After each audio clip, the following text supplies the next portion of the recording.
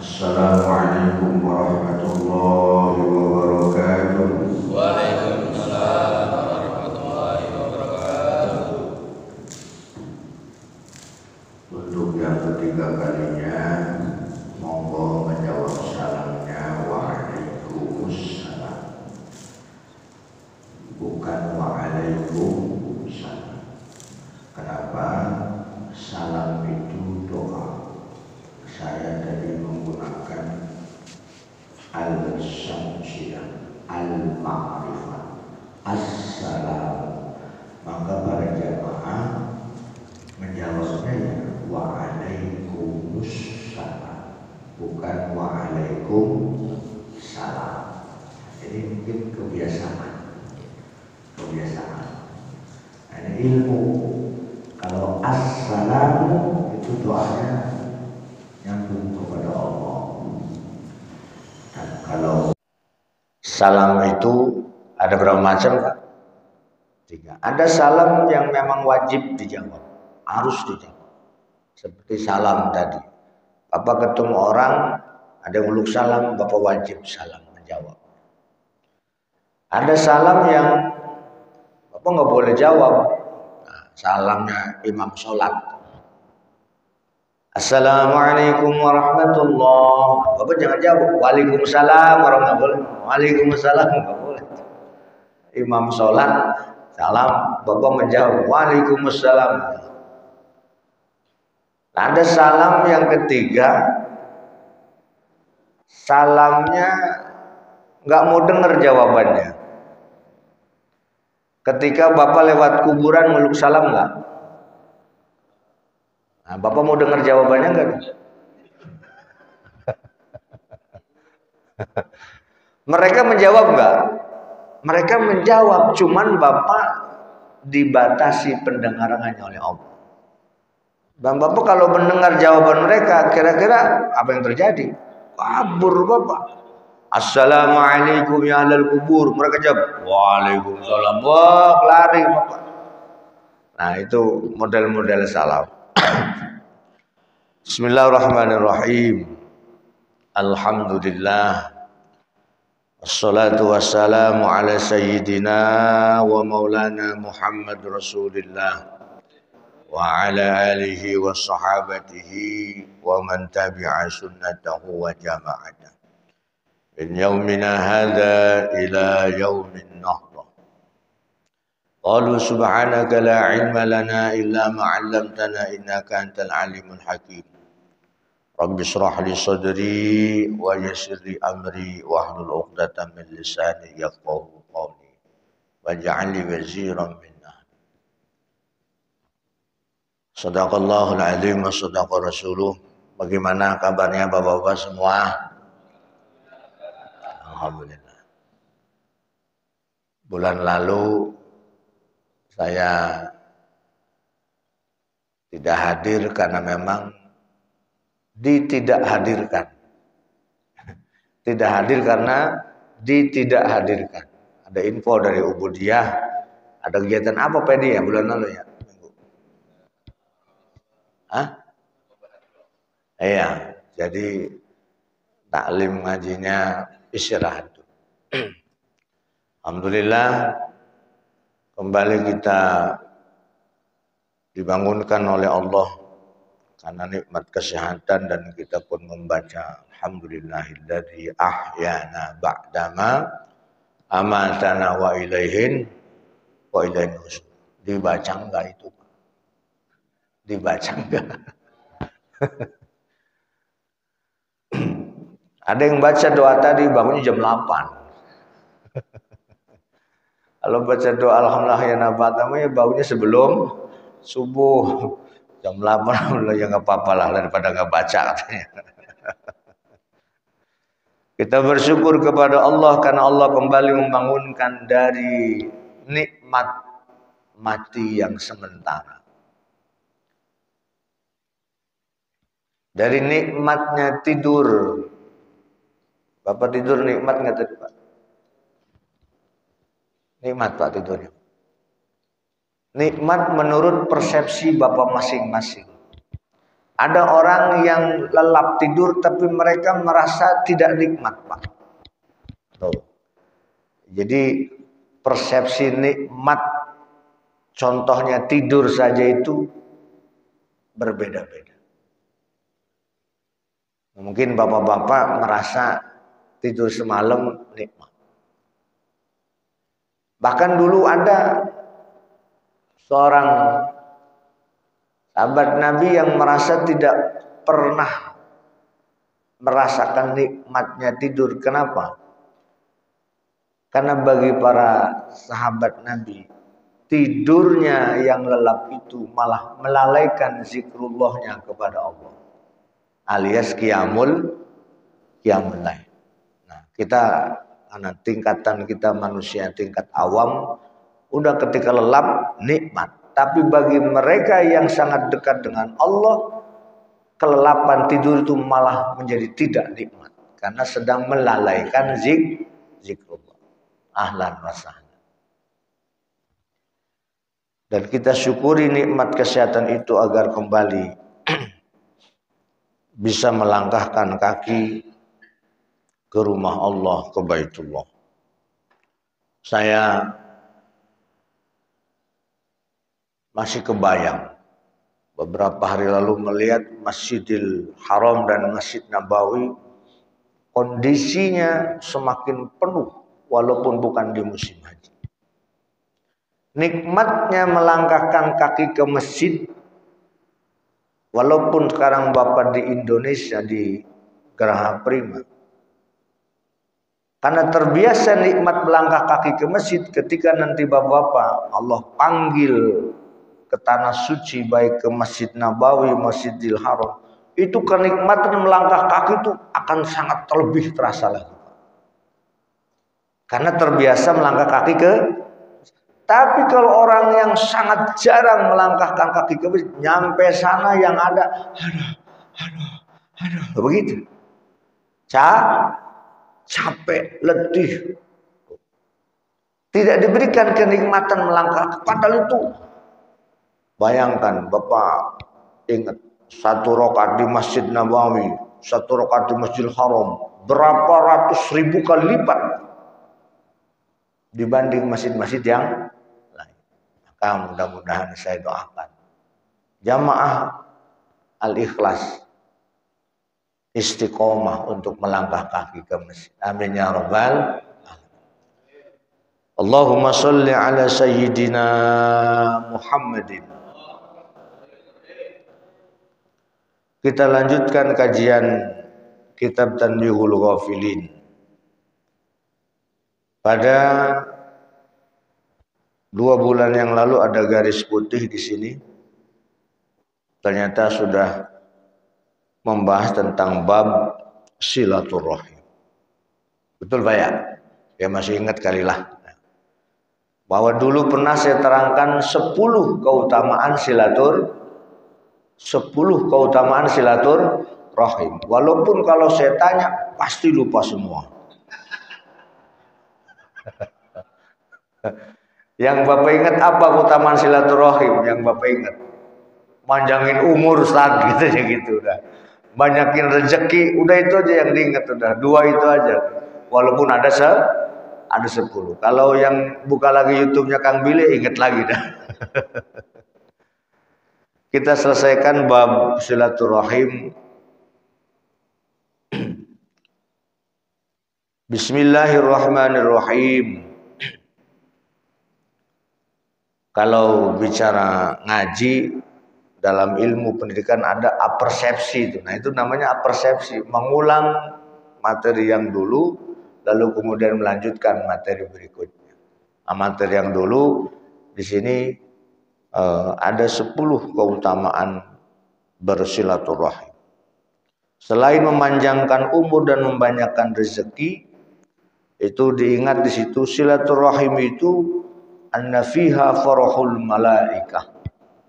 Para malaikat itu senang banget kalau ada orang silaturahim. Tapi sebaliknya, ada juga anna fiha idkhalul ghammi ala iblis alaihi laknah. Tapi para iblis malah apa Pak? Kesel, ya, gondok, bahkan dia bisa sakit kalau ada orang yang sering selalu menyambung tali silaturahim. Nah, itu tambahan pengingat kita. Bismillahirrahmanirrahim. Qala Anas ibnu Malik radhiyallahu taala anhu salasatu nafarin fi dhilli arsyir rahmani yaumal qiyamati wasilur rahimi yumaddu lahu fi umrihi wa yuwassa'u lahu fi qabrihi wa rizqihi wa imra'atun mata zawjuha wa taraka yatama fataqumu hiya 'alal aitam hatta yughniyahumullah aw yamutu warrajulu ittakhadha ta'ama fada'a ilaihi al-yatama wal masakin. Dari sahabat Anas ibni Malik.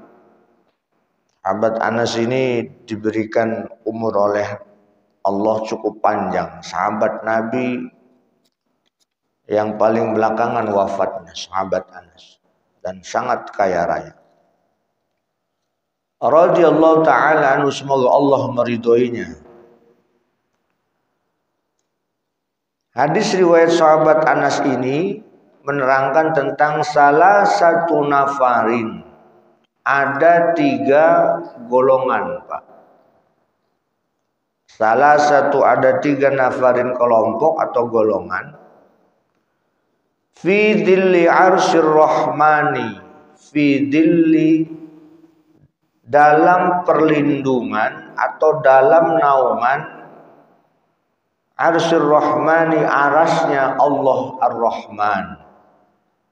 Ada 3 golongan dalam naungan aras Allah subhanahu wa ta'ala ar-Rahman. Yaumal qiyamati, nanti pada hari kiamat. Mudah-mudahan kita termasuk salah satu dari 3 golongan ini. Syukur-syukur 3-3-nya masuk gitu kan. Kalau enggak 3-3-nya salah satu gitu. Kalau sudah mendapatkan naungan aras Allah, artinya kita aman di akhirat, di nanti hari kiamat. Aman. Aman. Kalau sudah dalam naungan aras Allah, nanti di hari kiamat aman. Siapa 3 golongan itu? Mana tadi? Nah, yang pertama wasilur rahimi. Yang pertama orang yang selalu menyambung silaturahim. Insyaallah, berarti insyaallah masuk kalau yang senang silaturahim. Yumaddu lahu, orang yang silaturahim itu yumaddu, akan ditambahkan lahu baginya fi umrihi, pada umurnya, wa yuwassa'u lahu fi qabrihi, dan di kuburnya bakalan diluaskan. Nanti kalau kita sudah mati, Pak, orang yang sering silaturahmi itu kuburannya akan diluaskan. Kalau Bapak ngelihat kuburan kan pasti berapa meter kali berapa tuh. Kelihatannya tuh segitu doang, pas buat badan doang. Tapi nanti setelah Bapak masuk ke sana dan Bapak orang yang tergolong sering silaturahim, itu kuburan itu luas, Pak. Walaupun kasat mata mah 2 kali 1 meter mungkin. Tapi nanti setelah masuk ke sana, Bapak akan merasakan luasnya kuburan. Wa yuwassa'u lahu fi qabri wa rizqihi, dan juga ditambahkan rizkinya. Ini masih nambahin faidah silaturahim. Itu golongan pertama, orang yang sering nyambung silaturahim. Kan konsep silaturahimnya yang bagaimana, yang pengen umur nambah panjang, kuburan diluaskan, rezeki ditambahin. Konsepnya yang bagaimana silaturahimnya? Silaturahimnya yang memberi kebungahan. Memberi kebungahan orang yang disambung. Makanya pernah saya terangin, kalau bisa mah, kalau mau silaturahim kepada keluarga, jalannya miring. Jalannya miring. Maksudnya apa miring? Sambil nenteng gitu. Nenteng apa gitu? Ya apa saja. Apakah miring kanan, apa miring kiri gitu kan? Kalau buah-buahan kan miring jalannya, nenteng tuh. Nah, begitu sampai rumah, ada saudara datang, nenteng, seneng nggak yang didatengin? Lo seneng banget, Pak. Jangan silaturahim selalu pinjam duit. Wah, repot itu. Tiap datang alasan silaturahim, ujung-ujungnya minjem duit. Nah, kira-kira yang didatengin seneng nggak kira-kira? Lah, ini tiap datang minjem duit mulu. Sekali-kali ngasih duit atau ngasih apa? Itu konsep seperti itu. Kalaupun tidak bisa membawa sesuatu yang memberi kebungahan, minimal bisa membantu sesuatu dengan tenaga dan pikiran. Ada keluarga lagi susah misalnya, tapi kita nggak bisa membantu dengan harta dan uang. Minimal bisa menghibur agar tetap sabar. Tuh. Itu konsep yang mendapatkan panjang umur, luas rezekinya, dan luas kuburannya. Satu, golongan pertama. Yang kedua, orang yang dapat naungan arasnya Allah pada hari kiamat nanti, wamro'atun, seorang perempuan, mata zaujuha, yang suaminya mati, alias janda. Jandanya tinggal mati. Wamro'atun mata zaujuha, seorang perempuan yang ditinggal mati suaminya, wataroka yatama, dan meninggalkan anak yatim. Suaminya tuh meninggal, ninggalin anak. Janda yang punya anak yatim. Fataqumu hiya 'alal aitam, lalu janda tadi ngurusin anak yatim tadi hatta yughniyahumullah aw yamutu, sampai Allah memberikan kecukupan dalam hidup anak yatim tersebut, aw yamutu, sampai mati dirawat, sampai janda mati itu merawat anak yatim. Nggak kawin lagi, Pak. Nggak kawin lagi. Nggak kawin lagi. Itu dia ngurus anak yatim sampai dia mati, Pak. Nah, janda yang seperti ini nanti di hari kiamat dapat naungan arasnya Allah Subhanahu wa ta'ala. Syaratnya jandanya adalah perempuan solihah. Ada yang sama anaknya galak bener. Ada galak, bahkan sehingga terjadi kekerasan fisik kepada anaknya, walaupun itu anak kandungnya. Ada yang begitu, Pak, bahkan sampai terjadi pembunuhan. Nauzubillah. Berita-berita di TV udah banyak.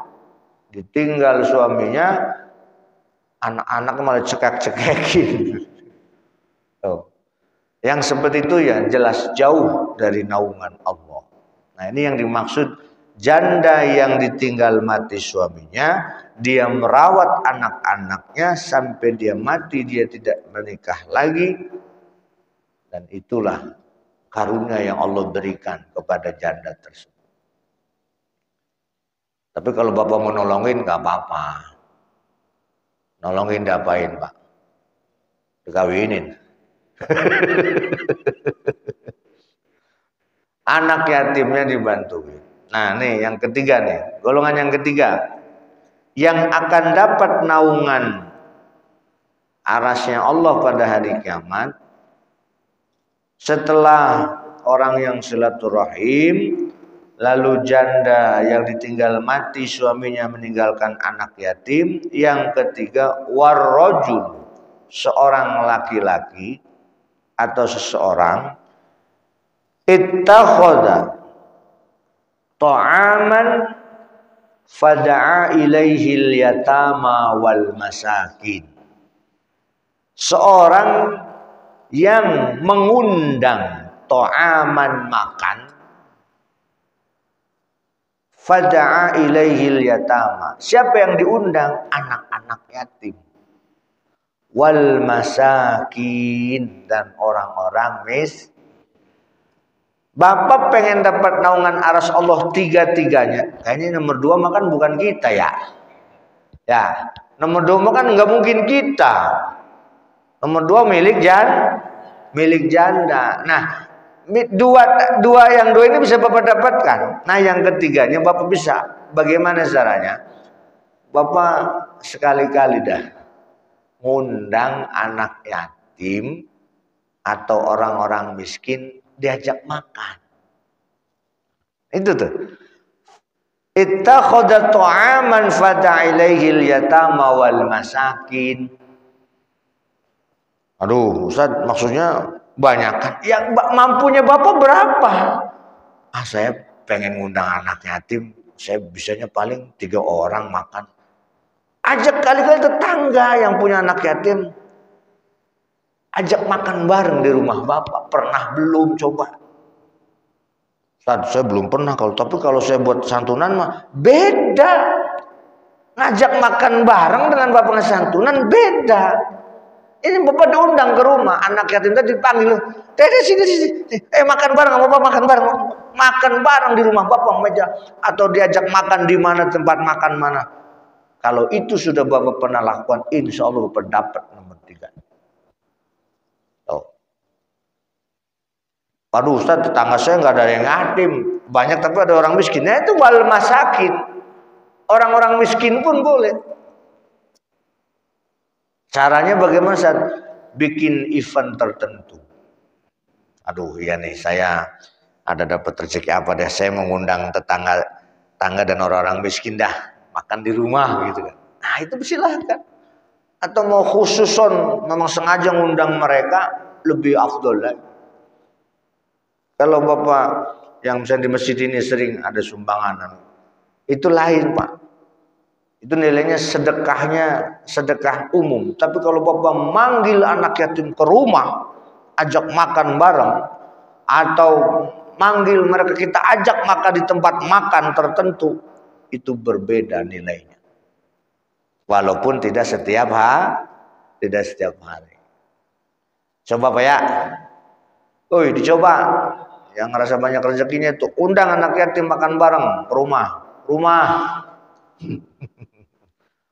Ya makannya juga harus selalu enak. Yang niatnya ya Allah, saya pengen ngamalin hadis dari sahabat Anas ibni Malik. Saya pengen ngundang anak-anak yatim makan bareng ke rumah.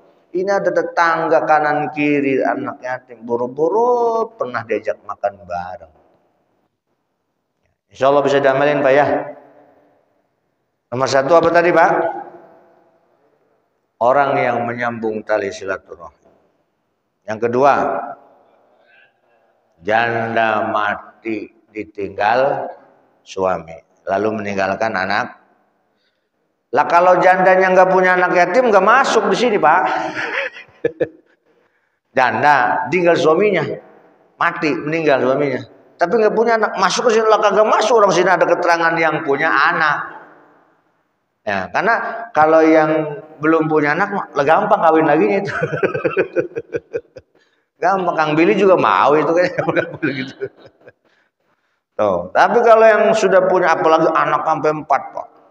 Wah, lebih bahkan. Itu luar biasa. Orang bahkan nanti tuh bahkan Pak di surga itu Yang pertama kali memasuki surga itu perempuan. Perempuan setelah Nabi Muhammad SAW. Siapa perempuan itu? Itu yang dia ditinggal mati oleh suaminya, meninggalkan anak-anaknya yang yatim, sampai besar dia urus, sampai janda tadi meninggal kembali. Dia perempuan solehah, dia yang akan pertama kali masuk. Golongan perempuan, bukan laki-laki setelah Nabi Muhammad. Tuh, makanya di mana-mana perempuan itu sebenarnya lebih dimuliakan. Bahkan ada lagunya tuh, seorang ibu mah, ibu kaulah wanita yang mulia. Apal nggak Pak? Derajatmu 3 tingkat dibanding ayah. Tuh, 3 tingkat dibanding ayah tuh seorang istri itu. Apa itu? Kau mengandung, melahirkan, mengandung lagi, lahiran lagi. Itu sampai segitunya. Ya. Maka ketika bapak dan anak yatim tetangga kanan kiri, selain kegiatan rutin di sini nih, di masjid, kali-kali Pak, aduh di rumah lagi masak nih tetangga anak yatim, ajak Pak, ajak. Walaupun 1 orang atau 2 orang. Insyaallah mudah-mudahan kita termasuk golongan yang pertama dan kedua. Amin ya robbal. Pak diseruput dulu Pak, ini jahenya Pak, monggo Pak. Masya Allah, monggo masih anget ini.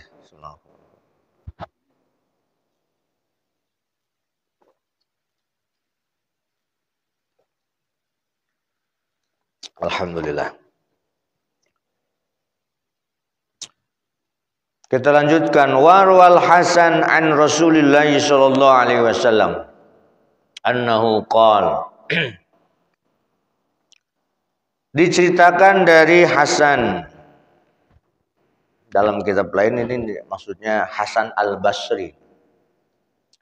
An Rasulillah sallallahu alaihi wasallam, dari Rasulullah sallallahu alaihi wasallam. Annahu qala, sungguhnya baginda Rasulullah pernah bersabda, ma khata 'abdun khotwataini ahabba ilallahi ta'ala minal khotwati ila salatil faridati wa khotwatin ila dzirrahimil muharrimi. Nah ini nih anuan yang bagi bapak yang sering ke masjid. Nabi pernah bersabda begini Pak, ma khotta abdun, tidak ada langkah-langkah kaki seorang hamba, khotwataini, walaupun 2 langkah. Tidak ada langkah kaki seorang hamba, meskipun khotwataini itu hanya 2 langkah. Habba ilallahi, lebih dicintai oleh Allah. Langkah kaki walaupun 2 langkah lebih dicintai oleh Allah Ta'ala. Ta'ala itu maknanya Allah yang maha tinggi. Minal khotwatin, dari langkah ila sholatil faridat, yaitu langkah ila sholatil faridati, menuju sholat jamaah fardu, alias melangkah kaki ke masjid. Langkah kaki bapak kemanapun setiap hari kan banyak tuh. Ada yang ke kantor, ada yang ke pasar, ada yang kemana-mana. Tapi di sini dari Imam Hasan Al-Basri menerangkan, semua langkah-langkah yang sekian ribu langkah setiap hari bapak lakukan, tidak ada yang lebih dicintai oleh Allah kecuali ila sholatil faridati min khatwati ila sholatil faridati, menuju masjid untuk sholat jamaah walaupun 2 langkah. 2 langkah itu berarti maksudnya apa? Rumahnya dempetan masjid gitu. Apalagi yang jauh. Yang pasar yang paling jauh sini. Masya Allah itu. Langkah yang kedua, wa khatwatin ila dzirrahimi al-muharrimi, yaitu langkah ketika menyambung silaturahim kepada orang yang haram dinikahi. Maksudnya karib kerabat dekat, karib kerabat kandung. Bapak punya adik kandung, kakak kandung, pokoknya yang haram dinikahi, al-muharrim itu sini. Bapak nyambung langkah kaki ke rumahnya itu. Itu pun langkah kaki yang paling disenangi oleh Allah. Jadi 2 macam, Pak. Langkah kaki ke masjid dan langkah kaki menyambung silaturahim. Nah, 2 langkah macam ini kira-kira banyakkan yang mana yang sudah kita lakukan? Insya Allah Ustaz, insya Allah ke masjid mah, insya Allah. Nah, terus yang kedua, saudara, iya, saudara jarang ini katanya. Jauh-jauh Ustaz saudara saya katanya. Nah, yang dekat mana? Yang dekat, yang paling dekat ya ada, tapi lumayan juga jauh. Justru sejauh-jauhnya kita melangkah kaki, semakin banyak pula. Apalagi yang dekat ada, tapi Masya Allah nggak sampai-sampai ke rumah saudara. Jangan semuanya bisa ditelepon, semuanya WhatsApp, semuanya pakai HP. Ini hadis ini perlu melangkah, Pak. Walaupun Bapak silaturahim dengan HP bisa, tapi nggak bisa mengamalkan khotwataini, melangkah. Semua bisa dilakukan di kamar. Tapi langkah-langkah ini tidak bisa Bapak dapatkan kalau hanya semuanya dengan handphone. Saya mohon maaf Pak, punya sahabat, tapi non muslim Pak. Non muslim, dia pensiunan dari salah satu perusahaan. Dia itu senang banget mendatangi saudara-saudara. Akhirnya saya tanya, orang itu Arenjaya, orang Arenjaya. Saya sebut aja orang Arenjaya. Emang dia tinggalnya di situ. Lah, walaupun dia tadi dalam tanda kutip, dia non muslim, tapi dia senang banget pengen mendatangi saudara-saudaranya, bahkan yang walaupun beda akidah, yang muslim pun dia punya saudara yang muslim. Masya Allah, jawabannya ternyata jawabannya itu. Apa pendapat sahabat saya itu? Bukankah jadi bahasa dia tetap silaturahmi, bahasa dia? Saya kaget kan, silaturahmi itu bahasa Islam ya. Bahasa Islam silaturahim. Bukankah silaturahmi itu selalu menambah panjang umur, menambah rezeki, dan memang kehidupannya cukup berkecukupan. Katanya itu rumusnya begitu. Artinya apa? Kita jangan sampai pemahaman yang sudah diberikan oleh kajian-kajian seperti ini, ilmunya paham, tapi pengamalannya yang susah. Yakin Pak, harus yakin. Tidak ada hadis Nabi yang mendustakan kita. Bahwa setiap kita melangkah kaki ke masjid, setiap kita melangkah kaki untuk menyambung silaturahmi itu, tadi yang akan kita dapatkan. Maka mudah-mudahan Bapak langkah kakinya istiqomah ke masjid. Amin ya robbal alamin.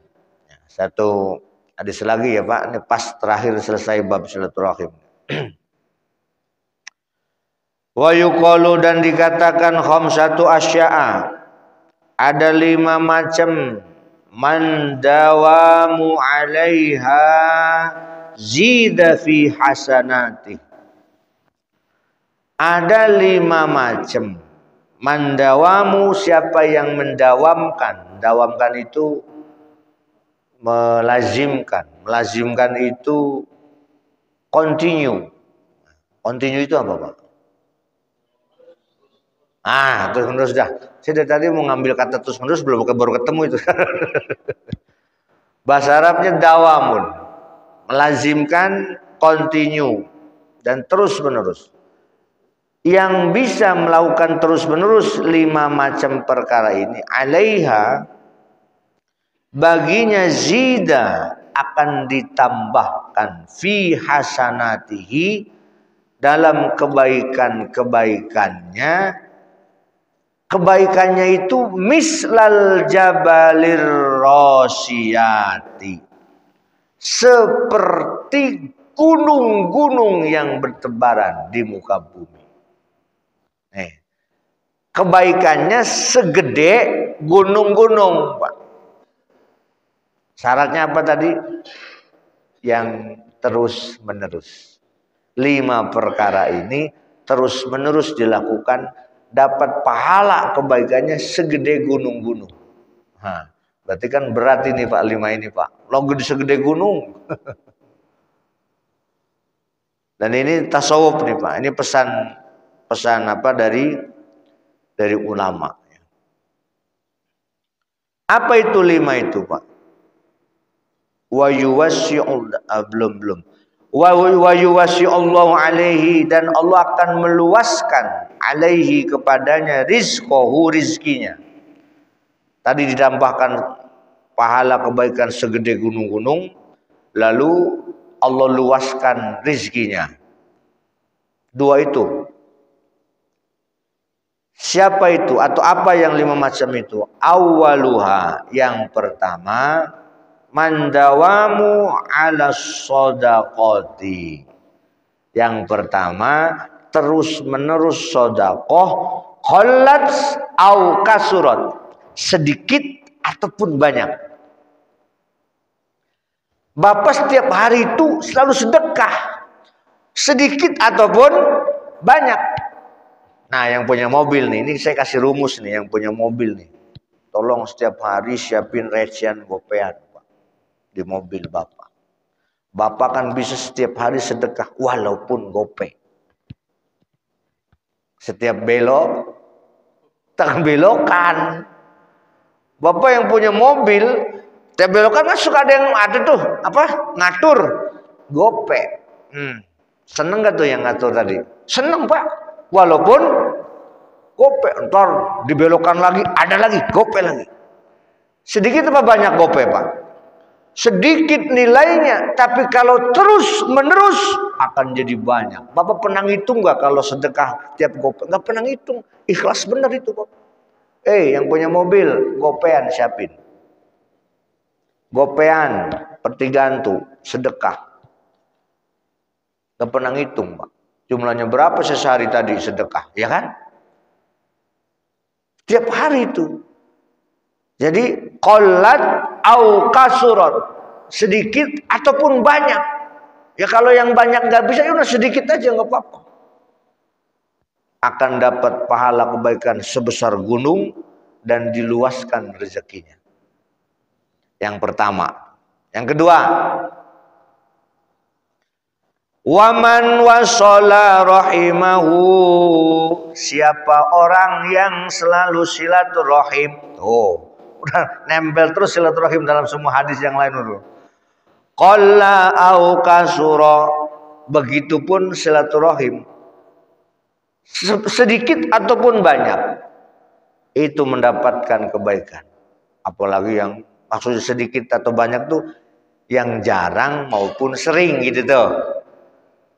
Bapak nggak bisa sering, tapi jarang-jarang silaturahim, nggak apa-apa daripada nggak sama sekali. Saudara sekian di Bekasi ada 5 saudara, kagak pernah pisan, setahun sekali disabanin nggak sama sekali. Nah ini berarti dia jauh dari menyambung silaturahim. Yang kedua, ingat-ingat. Nomor 1 apa tadi Pak? Sedekah, sedikit ataupun banyak. Yang kedua, nyambung silaturahim. Yang ketiga, wa man dawam alal jihadi fi sabilillah. Orang yang terus-menerus berjihad fi sabilillah. Makna jihad fi sabilillah zaman Nabi perang. Membela Islam. Tapi jihad di zaman sekarang ya bukan menghunus pedang lalu perang. Nih, sekarang Cianjur, Garut lagi kena musibah, gempa. Lah Bapak Pak Edi selaku DKM berinisiatif tuh ngumpulin warga, yuk Bapak Ibu siapa yang mau nyumbang, mau sembako, mau duit silahkan kumpulin ke DKM Al-Ikhlas, kita akan kirim bantuan. Itu termasuk jihad fisabilillah. Contohnya begitu. Gempa kan nggak setiap tahun.